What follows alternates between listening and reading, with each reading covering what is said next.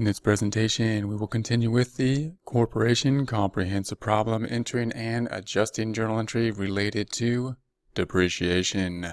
For more accounting information and accounting courses, visit our website at accountinginstruction.info.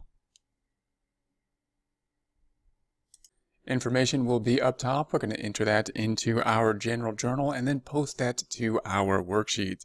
We have the prior two entries that we have started with here, just so our worksheet looks similar to what we will be putting out by hand. We will be focusing in here on the depreciation for the year on equipment. Remember that this is the adjusting journal entries. We're going to apply the adjusting journal entries rule. And as we do so, all I need to know is that this is something related to depreciation and it's an adjusting journal entry. That's all we need to know which accounts will be affected and which way they will be going. Then we'll discuss what does this mean, why are we doing this. General rule is going to be that we're not going to be dealing with cash with an adjusting journal entry. We're going to have one account that's going to be a balance sheet account, or more specifically an asset or liability account, and one account that's going to be an income statement, revenue, or expense account. So that means that up here we have something that has to do with depreciation. If we go through these, we see how about accumulated depreciation. And then if we go down here into the income statement, something having to do with depreciation, and we see depreciation expense. So typically, if we take the key word of the adjusting journal entry we're doing and look at a balance sheet account and then an income statement account, we'll typically be able to find and say, we must be dealing with these two accounts. Of those two accounts, this is an income statement account, and they only go up. And this is an expense, so it goes up in the debit direction. So we know that we're going to debit the expense, because expenses are always debited, and that means we must be crediting the other account, which is accumulated depreciation. So the journal entry is going to be a debit to the depreciation expense and a credit to accumulated depreciation. Now, oftentimes they're going to give us, the number if we're talking about a problem that's not involving just the calculation of depreciation, because the calculation of depreciation is a whole, comprehensive problem in and of itself, because there's a lot of different ways to look at it. We'll do a quick calculation just so we can get a better idea of what's going on, but note that we can see which two accounts are affected, which ones are going up and down, just by the terms that it is an adjusting journal entry and the key term of what we're dealing with, depreciation.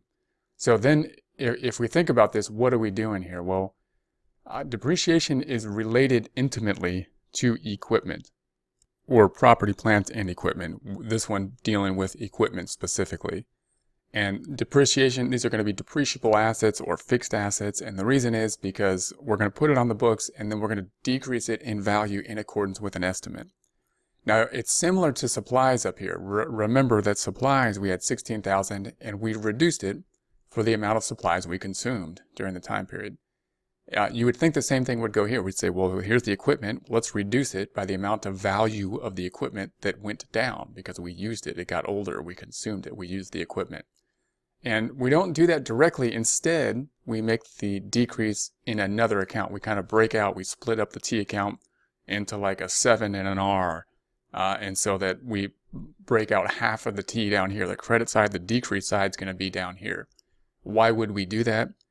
Unlike supplies, where we can basically see it go down, we can see the physical count go down, the equipment's still going to be there. If we had one forklift, we still have one forklift. It may have gone down in value, probably did, but it's just an estimate to know how much it went down in value, because we don't know unless we sold it.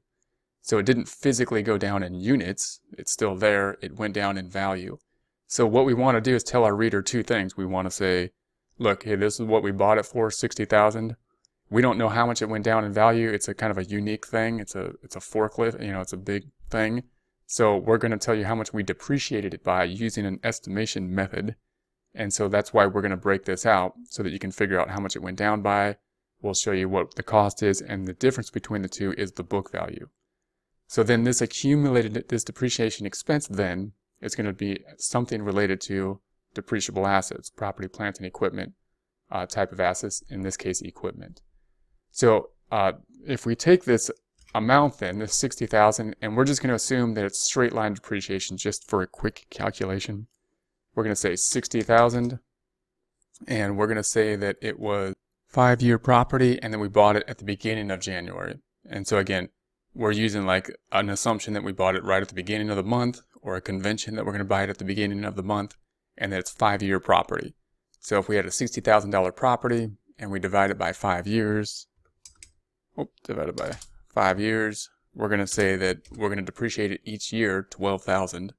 Only 1 month has passed, however, so we're going to take that 12,000 divided by 12, it'll be 1,000.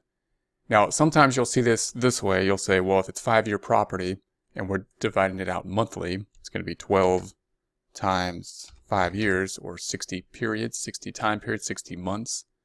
5 years is 60 months.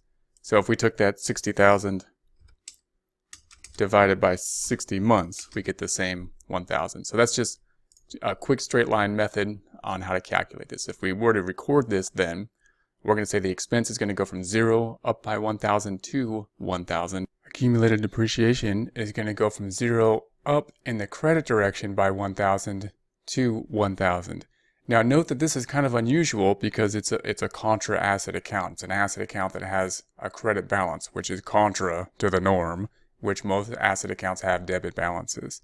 So if we look at this in context, then we're posting out everything we have so far in our worksheet. So what we have so far is these 3 transactions, and our worksheet is here. Our new transaction is this and this.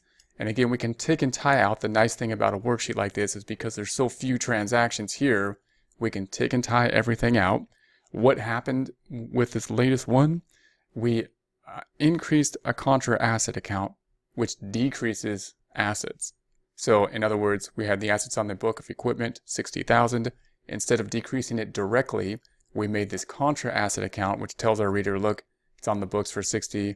We decreased it by 1,000. The difference is what the book value is. And therefore, the contra asset's a little bit confusing again, because when it goes up, that means that total assets go down. So the contra asset went up in the credit direction, which brings total assets down.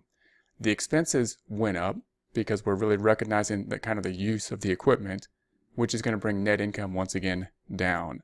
So net income calculated as revenue minus expenses is now 6,600. 27,000 minus the 5 minus the 1,003 minus the 11,000 minus the 1,000 minus the 1,000 minus the 1,100 is the 6,600. That's not a loss, that's a credit, that's net income. For more accounting information and accounting courses, visit our website at accountinginstruction.info.